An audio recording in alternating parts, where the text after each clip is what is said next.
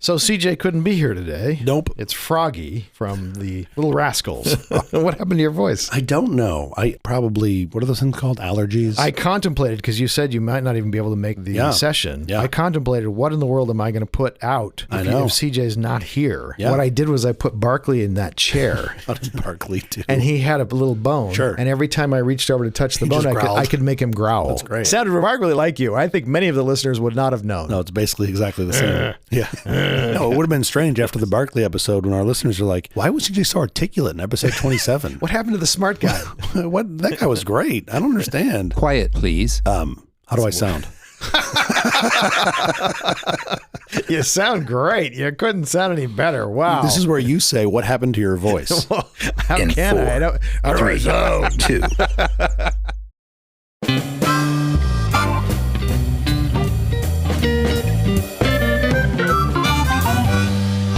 The Awful Company presents a truly terrible podcast. Welcome to Nonsense episode number 27. I'm Jeff Parker. I'm CJ Little. This is our take on the week's business, tech, and entertainment headlines. This time, we'll look at Stories from the Tower and discuss Rage Against the Machine and other bands' pledge not to play venues with facial recognition. Oh, stop a second here. What is Stories from the Tower? Stories from the Tower. What tower? The air traffic control tower. Oh, it's I was picturing Rapunzel. By the way, we're working Rage into a story? That's great. Rage Against the Machine. Do you know this band? Of course. I love these guys. Of course. They have signed a pledge not to play venues with facial recognition. Yeah. It is National Air Traffic Control Day. It's the anniversary of the day air traffic control system was established in the U.S. I'm actually excited about this. Today and every day, those of us who fly a lot are especially grateful to the FAA staffers who work so hard to keep us safe. It really is amazing what these guys do. It is amazing. These people, they keep planes from flying into each other. Yeah. Which is not easy. It's wonderful. As we're going to talk about here, because I brought up some stories from the tower, as I like to say. The Rapunzel stories. Yes, Rapunzel. All Rapunzel stories. Rapunzel. Today's all Rapunzel. National Rapunzel Day. What's also incredible about these guys is how professional they are. Yeah. They're super, like pilots, air traffic control people are super professional. Because they have to be. They're in the world's most stressful job. They have to be. Yeah, they have people's lives in their hands every day. They have no choice. And like it doesn't, like especially the centers, we've got like the regional radar control centers. Yeah. Pilots have said they all sound the same because they're so consistent and professional, which is incredible. Sure. Yeah. And you got to have ice water in your veins because that's got to be the world's most stressful job. They also don't use the metric system. They don't? No, just let that sink in. Why is that? All of aviation. It's all feet. And that should change. No. Even in Europe? It started here. Oh, that's awful. Not only that, but they have to use English. Everywhere they speak in English. Yeah. Is that true? Yeah. So in Germany, when they're landing planes, they're landing them in English. There is literally, true story, to my knowledge, true story, a Lufthansa pilot is trying to contact the tower in Germany in German. Okay. And the air traffic controlman says, you have to speak in English. And he says, I'm German, flying a German plane, landing in a German airport. Yeah. Why do I have to speak English? He's right. And another pilot on a British Airways flight, speaking perfect British English, says, because you lost the war. Which, by the way, there is some truth to. It might have been German had you not lost the war. Well, I guess because you need other pilots to be able to understand you. The British airline guys has to understand you. Now, I have listened to a decent amount of air traffic control, like live aviation speak. Oh, you're fun.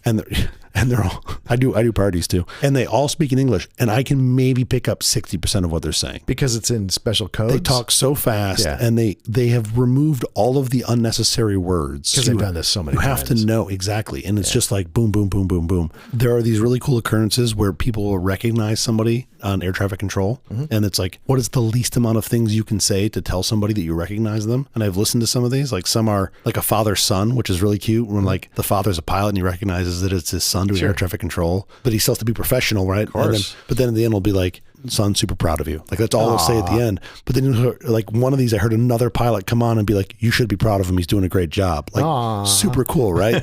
And then there was one recently, was a woman, it was her birthday. She was the ATC and it was her birthday. The pilot happened to recognize this and said, at the end, happy birthday, which like you're not supposed to do. Sure. But then every other pilot that talked to that ATC, because they heard it, would say happy birthday. And then by that pilot saying it, some other pilot hears it's like this whole string for the rest of the day. She kept getting happy birthday, which I thought was really cute. Sweet though. Yeah, totally. Anyway, great. These folks do great work. I'm very happy they have a day. It's also National Hand Roll Day. Oh, that sounds dedicated delicious. to the delicious Japanese hand roll, one of my favorite foods. I want those. Yeah. Oh my goodness. Delicious. How many can you eat? Not as many as I used to be able to eat. I probably can maybe 4. 4? Yeah. 4. It's too much. For an appetizer? Really? You more? Oh yeah. Wow. Yeah, I'm like Ganesh. Give me one in every hand. Oh no. I just want to, Really? Yes. Oh man, I go to Kazunori and I get like the 6 roll, which is amazing. And then I'm usually game for another 1 or maybe 2. Oh my word. Yeah. I couldn't do that if I I had have to. a hollow leg. Fill it all up. In my younger days, I could consume much more food than I can consume now. I fill up. I haven't hit the top of that mountain yet. You will. Let me tell you. You will. I'm just eating my way right up there. How's your week going? Well, now I'm just thinking about eating lunch at Kazunori and getting some hand rolls. You sound like Lauren Bacall in her final years. Lauren Bacall is. Lauren Bacall was married to Humphrey Bogart, and she smoked. Oh my God.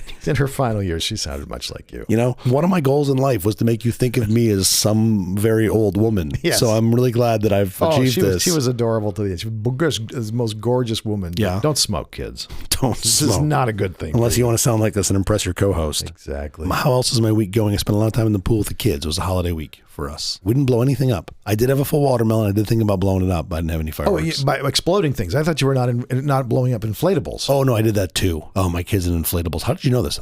They're worst. They don't like them, or they do? No, like they them? want to have every square inch of my pool covered with inflatables. Oh, well, every kid does. But then I'm like, but then you can't swim in the pool. They don't care. We'll find a way. Not their problem. Right. And then my brother bought them these are so ridiculous. These little inner tubes that you sit in, and they've got a controller and a propeller. Oh, sure. And a pump. We had and it those as squirts kids. water. We had those as kids. Oh my God. They just drive around squirting you. It's the best. Probably now they're super soakers. Probably the It pumps a lot squirt of water. guns pump Yeah, a ton yeah. more water than they did when we were kids. Can you beat that? Can you beat smoking 3 packs? And I love Android Auto in my car. Okay. Absolutely love it. But it requires you plug in a USB cable every time I put the phone in. 2008. I know, right? You can actually get it without, but but I haven't got a new car in like 3 years or so, and so I have the old kind. Yeah. I just discovered that you can get wireless, and you just order it off of Amazon. plug it in. And you plug it in, and you never have to think about it again. And that's the most glorious revelation. Have you got it, though? You can do it with the Apple version too. Yeah. I've heard some of them are sketchy though. Oh, this thing's solid as a rock. Yeah? It's amazing. It's all $40. It's like, I can't believe I didn't discover Look at this you, 3 Mr. years Money ago. Bags. Just $40 just sitting around. Throwing money to the wind. I've heard mixed about some of these. Some work well, some don't. But yes. Well, whatever the one was that I got, which I looked at a couple of reviews on YouTube or something, and some guy really liked this one, and so I retrofitted my truck because my truck was, of course, made before the iPhone existed. Yeah. And I went with the wireless Apple CarPlay because it wasn't much more money. Right. I was like, I'm always going to be plugged in. No, the wireless is actually really nice. Wireless is incredibly nice. nice. Yeah. Let's go to our headlines, shall we? should. Saturn's rings steal the show in new image from Webb telescope. Ooh, wait a minute. How many rings does it have? You think you can count how you can tell how old it is? But you count how the old rings. the planet Is is that how by it counting works? the rings? Maybe. I don't know. Oh. Webb turned its gold-coated mirror towards Saturn Yeah. this week. They took an image on June 25th. Did it take a selfie? Did the web must take a have. selfie? Must have. Did they put a big arm on the web that just goes out and takes a selfie with like the Earth behind it? They have that. and the You know, sun? Opportunity did that. Yeah. The engineers got to decide, because they had so many extra days, the engineers got to decide what they wanted to do. And one of the things they wanted to do was take a selfie. Take a selfie, and they did. Just really cool. Just order a mirror on Amazon Mars. Saturn has 146 known moons. That's orbiting around. Crazy. And we just have one. I feel so gypped. We kind of did get it, but we have one big moon. Yeah. They have like a bunch of small moons. They've got big ones too. big and small moons. The Webb has a 21.3 foot, which is 6.5 meters, gold-coated mirror. Yeah. And that's how it's getting its near-infrared image. Okay. And so they pointed it at Saturn, and they got a lot of moons. They got a lot of moons. Yeah, they got a lot of moons. If you had all the planets, each planet could have like its own TV show on Discovery, and it would just be like with all its baby moons. It'd be like 18 and me, just 146 and me is what I'd call it. 146 and You'd me. never get to know all the characters because you couldn't remember 146 little characters. I mean, if they were good. The moon you're most interested in is called Enceladus. Enceladus? Because Enceladus has a jet of water vapor that extends more than 6,000 miles into space. It has 20 times the diameter of our moon. I feel like Enceladus should be full of cheese Yes, or chicken. I enjoy my Enceladus with cheese on them. Are there two smaller moons next to it called rice and beans? There are both rice and beans next to it. I think you can have the side of the guacamole moon if you want it to. It's the most promising location in the solar system in the search for signs of life because it harbors an ocean underneath the global ice shell. Man, could you imagine if we had like distant cousins on this one random moon off Saturn? Like how fucking backwards those guys would be. Why would they be backwards? Maybe, just think maybe about they're it. way ahead of us. No chance. You'd be like your cousins that call you every now and again from like the deep south, and you're like, oh, I'm not going to take this call. You're like, the guys from fucking Enceladus are calling us. Jesus Christ. What makes you think they're not ahead of us? They're not way ahead ahead of us? Because they're on a little tiny shit moon off Saturn. I know, but they probably have USB 4. All they have is water vapor. Yeah. We have 3.2 is as far as we go. They already have 4. Let me tell you what USB 4 is, by the way. Bad news, spoiler alert. It's not like USB-A where it's a 2-sided plug and you got to move it, but it's a fucking 4-sided plug and it's symmetrical and you got to just keep turning it.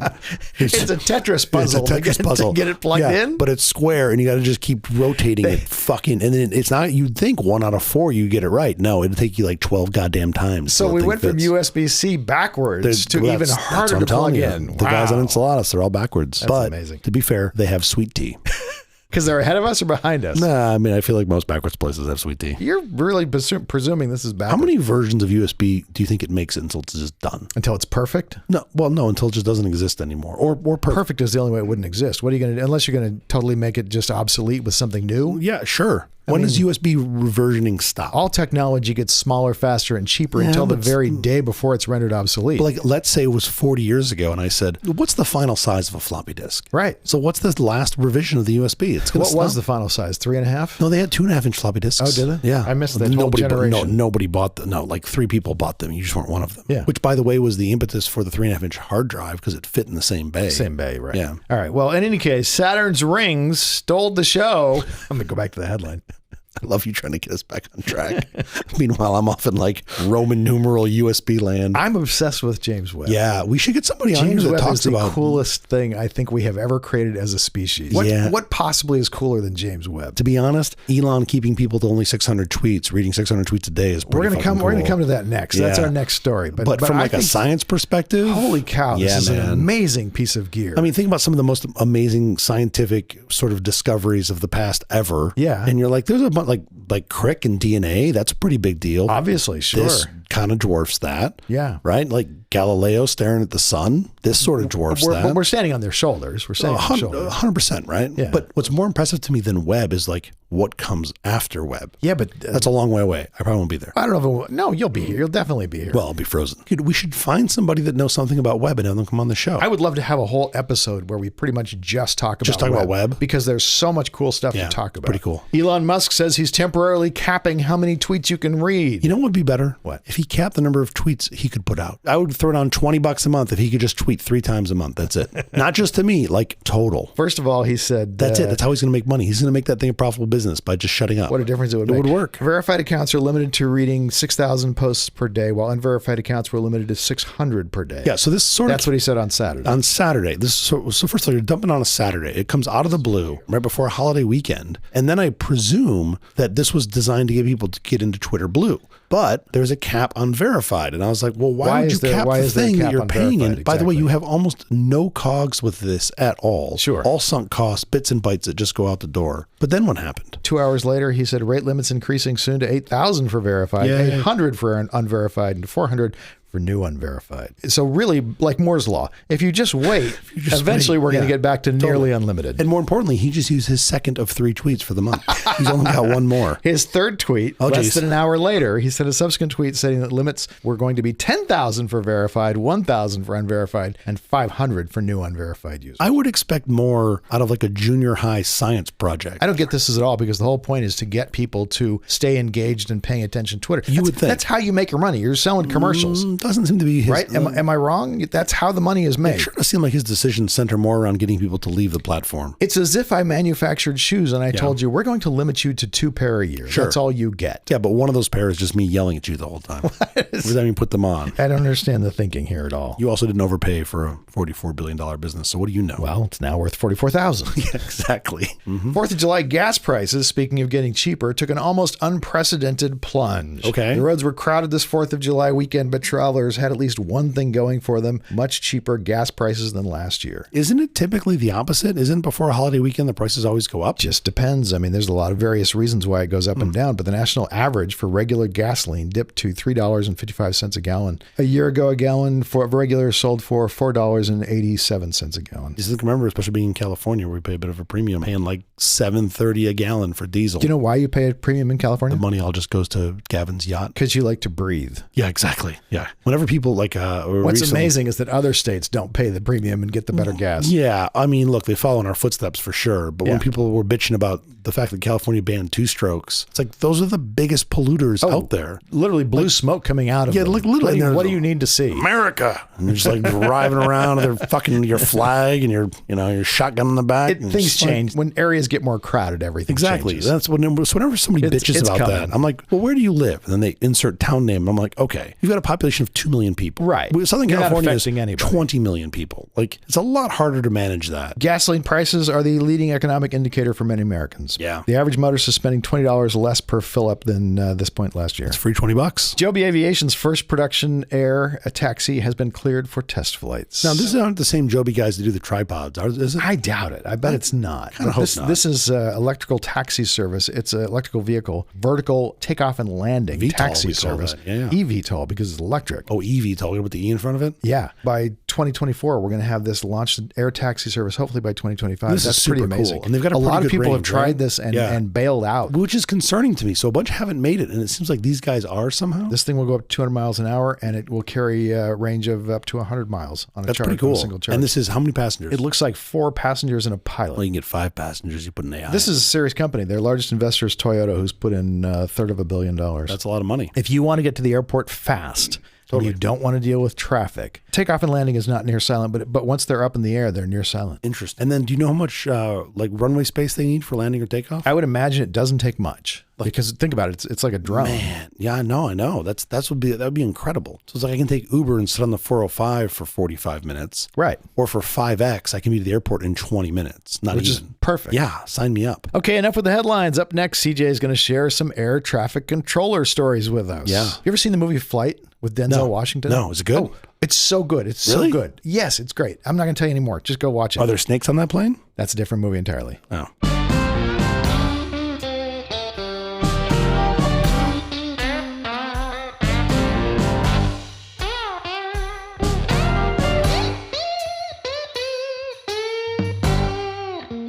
So as you mentioned at the top, and my voice is just going to break and crack during this whole thing. I don't know if you know this, but I'm just starting on puberty. Wow, good for you. Yep, it's a big mess. Let me tell you, I smoke more than anybody else in my 8th grade class.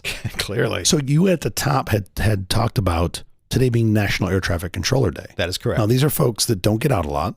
They stare at a screen all day. Yeah. And they should be recognized. Of course. But here's the thing. They do wonderful work that keeps us safe. Well, yeah, super high stressful work, I presume. Yeah. Like literally keeping planes from smashing into each other. Yeah. And they don't get a lot of face time. Like you're not getting a lot of recognition as air traffic control people. There you go. So I thought it would be fun to tell some interesting air traffic control stories. Okay. Had I known that I was going to sound like this for this recording, I would have done something to play into it. I don't know what, but here we are. These are just fun ATC stories. Okay. A British Airways. ATC, What's that stand for? Air traffic control. That's the 3-wheeled vehicles that you drive.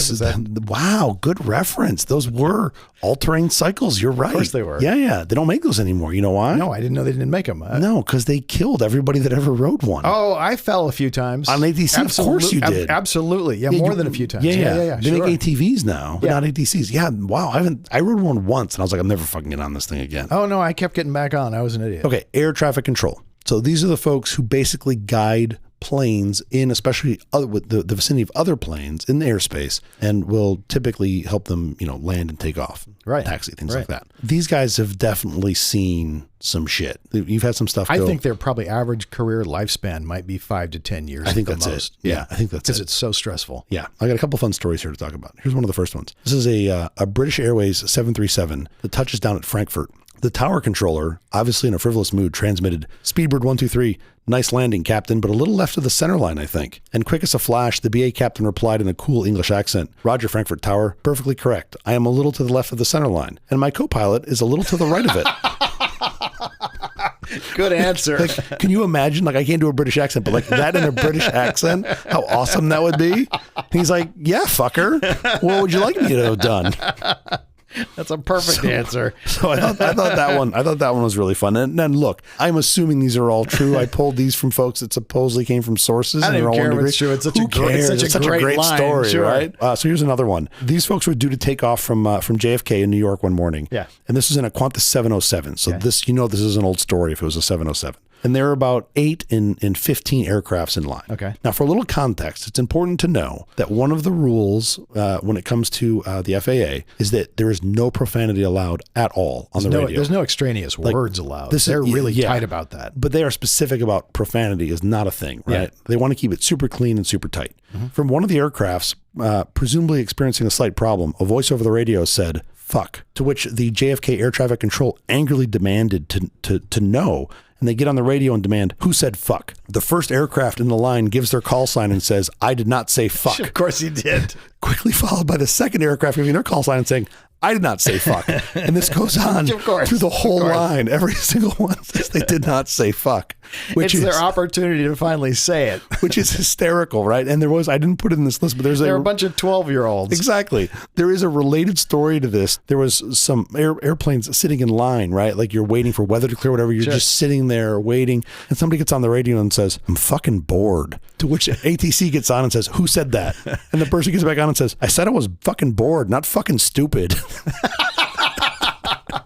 Which is absolutely great, right? Like just great. Pre-digital encrypted radio. Yeah, totally. Where you couldn't tell who was great. transmitting. These are all open. I mean, you could triangulate, but no one's taking that time, right? Okay. This happened at a small but busy Sarasota, Florida airport in 1975. Okay, the tower was open from 6 a.m. until 10 p.m., and most of the traffic was during daylight hours. There was a national flight in every night at about 8:30 p.m., and it often had a joker sitting in the cockpit. Okay. On a particularly dark night after handoff from Tampa, the controller hears, "Sarasota Tower, National 123 with you. Guess where?" So he's basically egging on the ATC to guess where he is. Sure. The controller promptly turned off all the airport lights. There was no other traffic and replied, "National 123, Sarasota Tower. Guess where?" And after a silence of about 15 seconds, the national pilot comes back on. "Sarasota Tower, this is National Airlines Flight 123 from Tampa. We are exactly 10.3 TNE, 300 degrees. Like, you scared that dude straight, right? I mean, my bad. Yeah. So he switched the lights back on so he could land. But I think that story is just great. I've tried to stagger these so that they get better as they build. Let's see if these continue to get better. This one is pretty spectacular. So this is ATC would receive warnings that an undisclosed number of U.S. Air Force B-2 bombers would be crossing their flight information region at a particular time on a particular day. So the bombers would check in as they entered the ATC's airspace, and then they would check out again as they left. This is totally just a courtesy thing, right? It kind of seems important. If you're taking off and landing aircraft, you need to know when the air is clear. They would give their call sign to expect, and the route was known. So it was logical to assume that they would contact ATC at a certen time and at a certain place. Sure. So basically ATC would know this would happen, and they sort of know where they were, but they were still expected to call in. Being the then famous new stealth bombers, right? The B-2s were the first bomber implementation that was quote unquote stealth. Little was known about them. And on this day, this ATC's name was Eric, who was described as a very capable controller with a keen sense of humor. He heard, "UAE area, this is USA FB2. This is a courtesy call advising that we are about to enter your airspace." And Eric replied with, "USA FB2, welcome to UAE airspace. We have you on radar 200 miles out over Lotus. Hope you enjoy your visit." Without thinking, the stealth bomber replied, "Thank you, UAE. It's a pleasure to be with..." Wait, you got us on radar? 200 miles out? You shitting me? And the ATC comes back and says, "That's affirmative, USA FB2, said Eric. I'm shitting you. Exactly. Enjoy your visit." Like, because the guy in the bomber who has flown 1,000 other planes before the B2's heard that 1,000 times. And then he's like, "Wait a minute. You can see us? You are seeing me on radar? Yeah, I'm in a stealth bomber, and you're seeing us on radar." So like, how much fun is that, right? To be sitting in the cockpit. Well, it could be terrifying. It's like, really? Yeah. You're able to see me? Yeah, good point. Yeah, that's a good point. So Tom, a local hero in this sort of small ATC community and an all-around good egg, was in the tower one day. He received a call from the electrical guys on their way to do their daily checks. And it came in, "Tower, Electric 1, request clearance to cross the runway at Yankee." Tom comes back and says, "Electric 1, Tower, hold." A few seconds later, Tom receives another call. "Tower, Electric 1, request clearance to cross the runway at Yankee." Tom replies, "Electric 1, Tower, hold." A few seconds later, the same call comes in again. "Tower, Electric 1, request clearance to cross the runway at Yankee." Tom replies, "Electric 1, if you look to your right, you'll see a Garuda 747 about to land. If you've got the balls, you've got the permission." And after a couple of seconds, he gets back, electric 1, holding. Which I think is also great, right?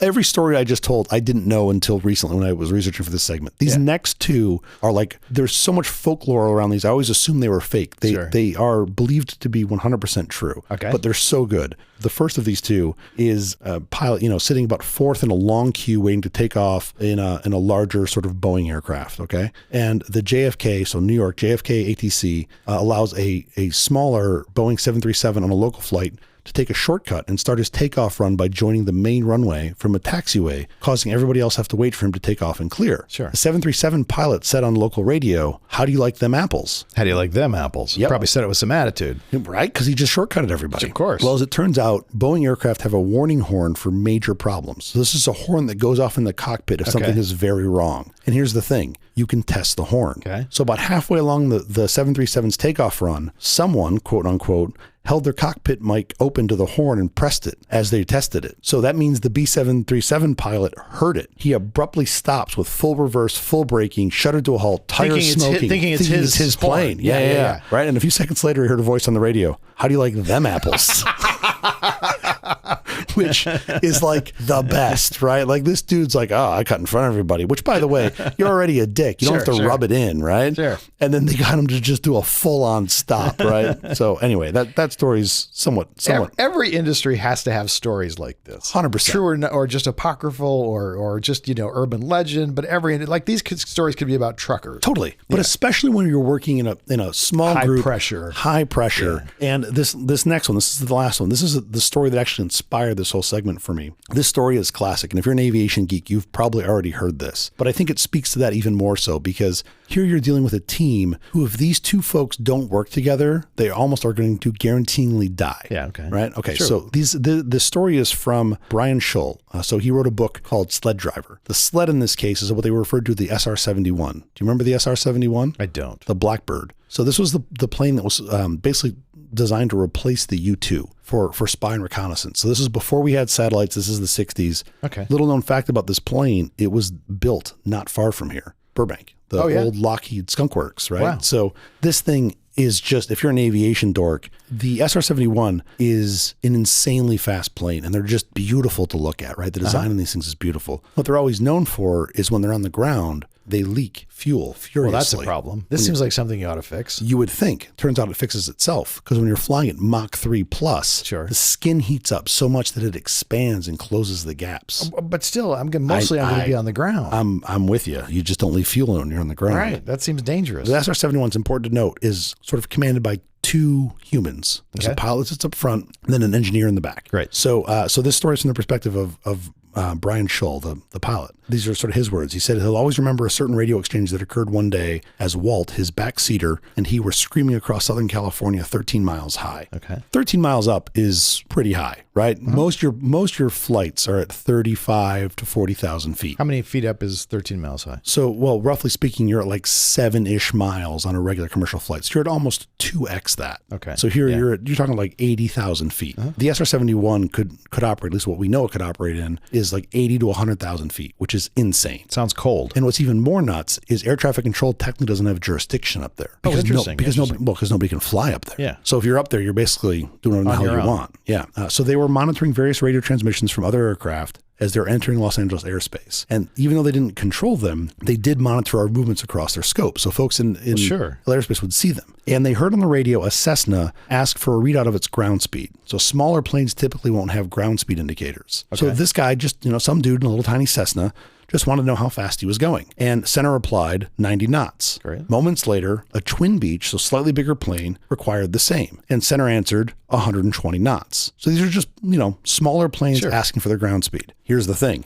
They weren't the only ones proud of their ground speed that day, right? They had an F-18 who almost instantly smugly transmitted, Center, Dusty 52 requests ground speed readout. Now, part of the way you know that this is a dude being an asshole is he's in an F-18. Sure. He has a ground speed indicator, right? So he's just asking to basically... Anything going that fast. To just show off to these two, smaller planes. And there was a slight pause, and then the response was 620 knots on the ground, Dusty, which is sort of like, hey, I'm the fastest thing in the sky right now, right? That's what this guy's thinking in his F-18. And being a bit of a bully.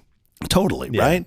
Now, the thing is, in the SR-71, the pilot, so that's who's telling the story here, he's not supposed to key down, right? So it's supposed to be Walt, his engineer in the back, that's supposed to be the guy doing the key down. And he doesn't want to break that trust. Sure. So he's got to he knows what he wants to do. But he also really wants to do the joke. But he really wants to do the joke, right? Like, this is a once in a lifetime opportunity. You want to show up the bully. So, and he even says, as he was thinking to himself how right the situation was, he heard a familiar click of a radio transmission coming from his backseater. And he said it was at that precise moment that he realized Walt and I had become a real crew, for we were both thinking in unison. Sure. And this is what he hears. From Walt, in the backseat of his SR-71, he hears, "Center, Aspen 20, you got a ground speed readout for us?" And they said there was a longer than normal pause. Sure. And then they come back, "Aspen, I show 1,842 knots." And he said there were no further inquiries heard on that frequency because they just owned everybody, right? I mean, you were like basically Mach 3 at that point. And it's just like, all right, everybody, go ahead and sit down. You win. And that dude in that Navy fighter, like, I'd love to find that guy if he's still alive and just hear his perspective, where he was out there, right, just trying to be like the big dog.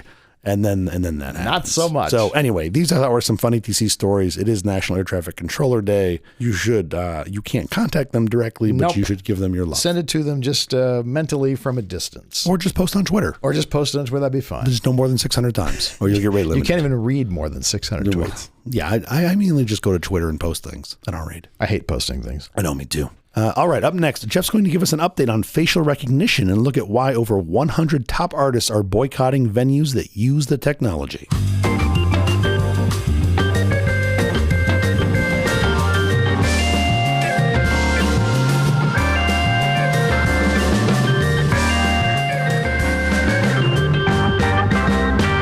This week, more than 100 top artists and music bands have announced to boycott big venues like Madison Square Garden in New York over the use of facial recognition technology amid privacy and discrimination concerns. Artists like Rage Against the Machine, I mean, you knew they were going to. Of course. Boots Riley, Anti-Flag, Wheatus, Downtown Boys, and others are part of a protest by digital rights advocacy group Fight for the Future against the use of facial recognition technology at performance venues. Quote, "The music industry is reeling at the news that the owner of the iconic New York City venue Madison Square Garden is using facial recognition to identify, harass, and ban people from owner James Dolan's venues," according to their website. Quote, "This invasive biometric surveillance isn't safe, especially for black and brown people who have been falsely arrested or ejected from public places due to tech's baked-in discrimination," the group said. I mean, what do you think the Machine is in Rage Against the Machine? This is literally the Machine. A coalition of musicians, fans, and human rights groups successfully got more than 40 of the world's largest music festivals, including Bonnaroo and Coachella, to say they won't use facial recognition at events. There is so much going on in the facial recognition world this week that I thought it might be informative to take a quick tour of the latest hotspots. I mean, this sounds like less chuckles than ATC stories. Kind of important stuff. I got the aviation out of the way. You get to do the tech stuff. What's going on at the airport? Let's start at the airport. Since we were doing airport stuff, we might as well stay there. Well, if I had to guess, I would say delays. TSA will expand its facial recognition program to around 430 U.S. airports over the next several years, following what it calls extremely promising results in its pilot program. The agency reportedly said its program yielded a 97% effective result across all demographics, including those with dark skin. The program is currently in use in 25 airports. LAX is one of them. They should not call it the pilot program.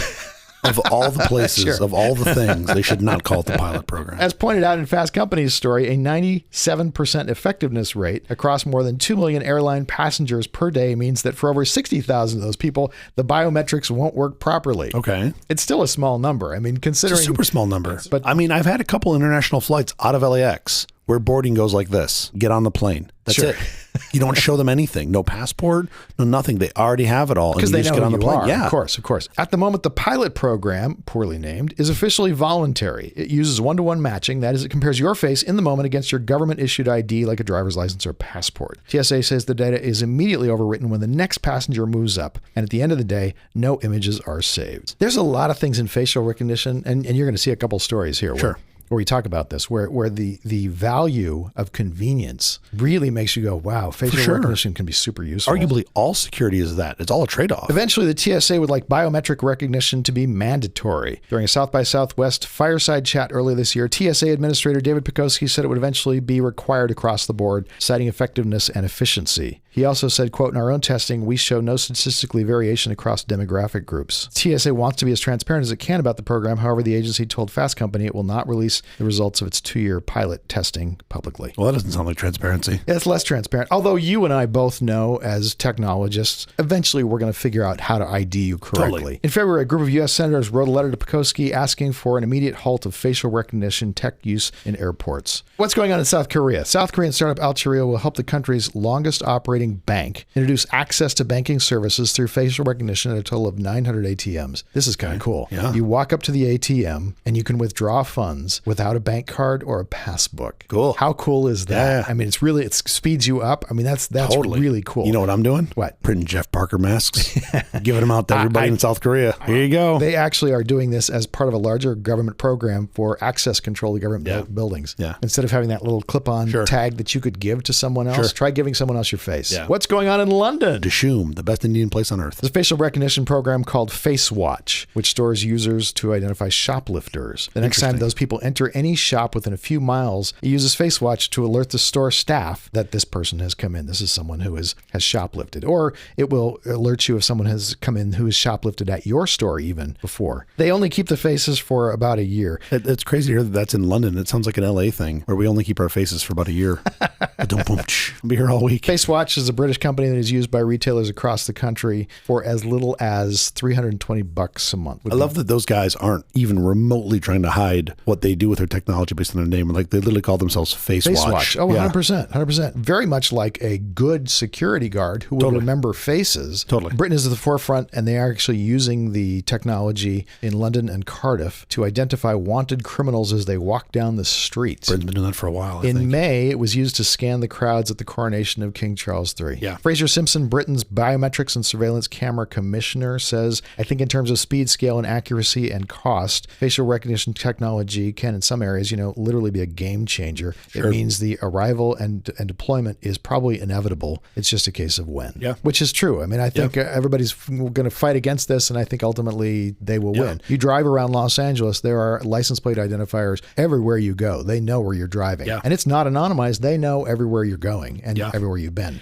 Face Watch was founded, this is kind of interesting, in 2010 by Simon Gordon, the owner of a popular 19th century wine bar in central London, known for its cellar-like interior and popularity among pickpockets. I mean, it still begs the question of what do you do? Mistakes do happen. Every time Face Watch system identifies a shoplifter, a notification goes to a person who passed a test to be a super recognizer. So they put a human in the middle, and the human then will actually check, does this person match this other person? Oh, interesting. Just to say that they And even match. so, mistakes still happen. Of course. In October, a woman was buying milk in a supermarket in Bristol, England, and she was confronted by an employee and ordered to leave. She was told Face Watch had flagged her as a barred shoplifter. She claimed she'd done nothing, blah, blah, blah. Face Watch dug into the records. It found the woman had been added to the watch list because of an incident that had occurred 10 months earlier involving 20 pounds of merchandise, about $25, and the system worked perfectly. Wow. The woman said she did not recall the incident and had never shoplifted. She said she may have walked out after not realizing that her debit card payment failed to go through at the self-checkout kiosk. All right, gray area. Liam Arden, the operations manager for Lawrence Hunt, which owned 23 Spar convenience stores that use Face Watch, estimates that the technology has saved the company more than £50,000 since 2020. The only example they have of a misidentification was when a man was confused for his identical twin who had shoplifted. That's funny. Critics often overlook the fact that stores like his operate on very thin profit margins. Sure. I mean, that guy said 2020, he spent what, 3,500 quid a month? Yeah. So that's like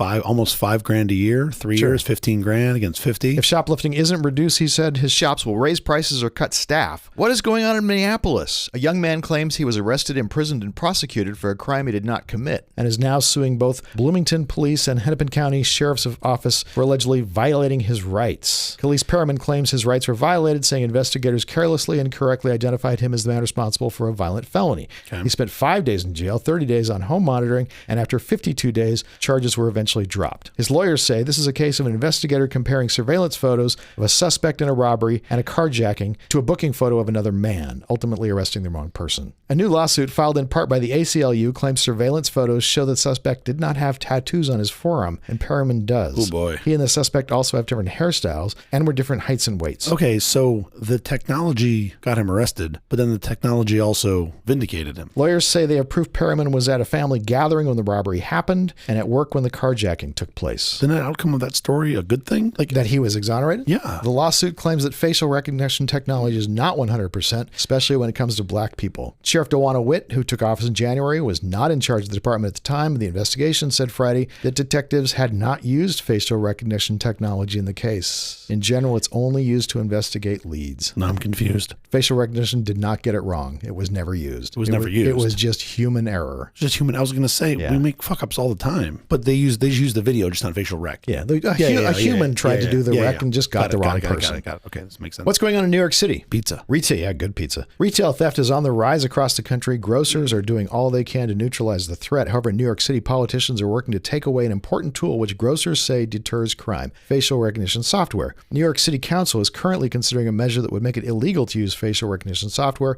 within city limits. Grocers are fighting the move, saying if the legislation becomes law, they will have to go back to taping up photos of repeat offenders near cash registers in the hopes that a worker recognizes them when they enter the store. Yeah. Grocers say they also believe the rise in crime is putting their own workers in the line of fire. Many retailers depend upon employees to either stop theft before it happens or get in the way while it is going on in the store. Both of which are bad ideas. There's a Walgreens in Chicago that put most of its merchandise behind a counter. A Safeway just outside of San Francisco recently added security gates so you can't get out. Super safe in a fire. Small business cannot combat theft effectively without the tools that include facial recognition, says Avi Craner, who's a co-owner of a Morton Williams supermarket chain in Manhattan. Yeah. Eric Adams, the mayor of New York City, has encouraged retailers to try the technology to fight crime. What's going on in Russia? What few know is that Vladimir Putin has been building a sophisticated facial recognition surveillance system since 2017 that is likely to put into overdrive against any citizens willing to take on the views of the Russian leadership and military. Oh boy. Russian surveillance technology is powered in part by Silicon Valley big tech companies in the U.S. The technology works thanks to chips made in the U.S. by companies Intel and NVIDIA. Yeah, now, okay. that's not their fault. Yeah, They're just making chips that A do fucking math. general processing chip. Right. There's no evidence that either U.S. company broke any export restrictions. No, you just buy chips and then use them to do things. What you use them to do is up to you. Police have been known to stop and detain members of the public they suspect could challenge the authority of the Kremlin. Hold up a poster that says "Freedom for Russia" or "No to War," and your identity can be captured and held against you. Yeah, that sounds really bad. It starts, listen to how they get their image to begin with. It starts with the metro subway system throughout Russia. Passengers are required to scan their faces in order to gain access for a ride. Russia's deployed face pay in at least 240 metro stations. Russian police track public protests using facial recognition, sweeping up as many dissenters as surveillance systems can digest. The system has been used to prevent unauthorized gatherings by blocking access to certain metro stations and sending alerts to the police. Yeah. If you've ever wondered why Americans should be weary of facial recognition surveillance becoming standard on U.S. soil, look at Russia. Sure. China too, right? I remember the protests in Hong Kong. What's going on in Madison Square Garden? Facial rec.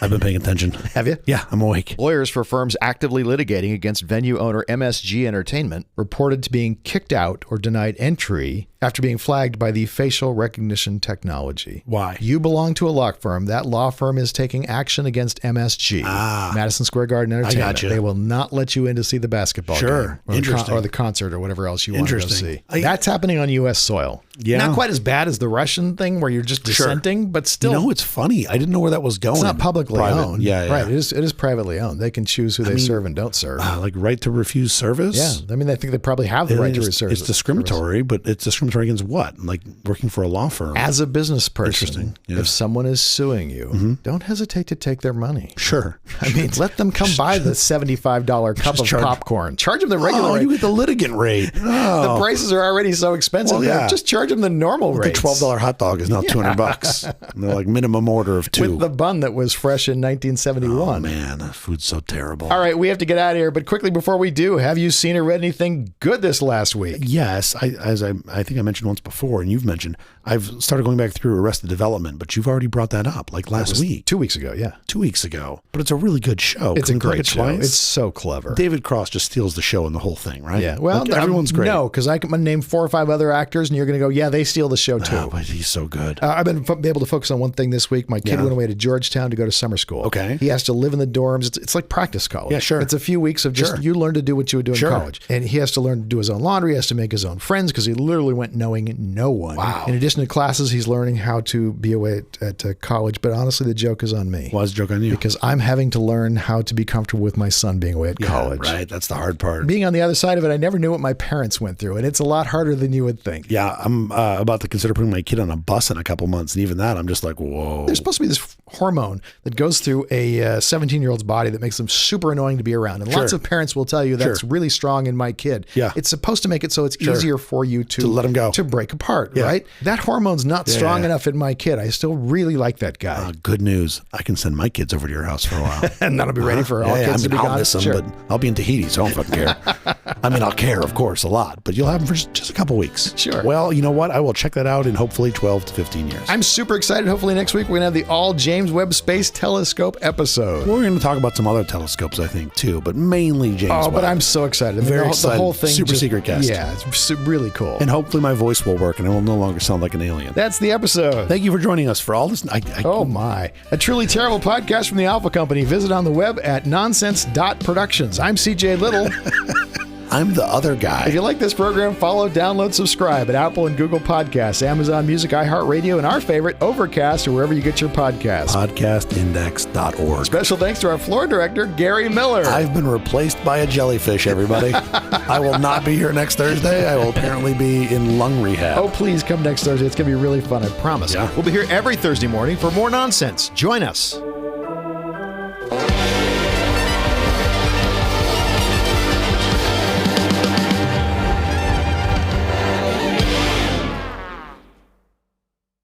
What, did I just fall off a cliff at the end, or is it because I'm trying to be excited and do a 3 octaves up? It's just hard with your voice, I think. Yeah, but I seemed okay earlier. Just now it seems like... Yeah, that's what you think. so terrible.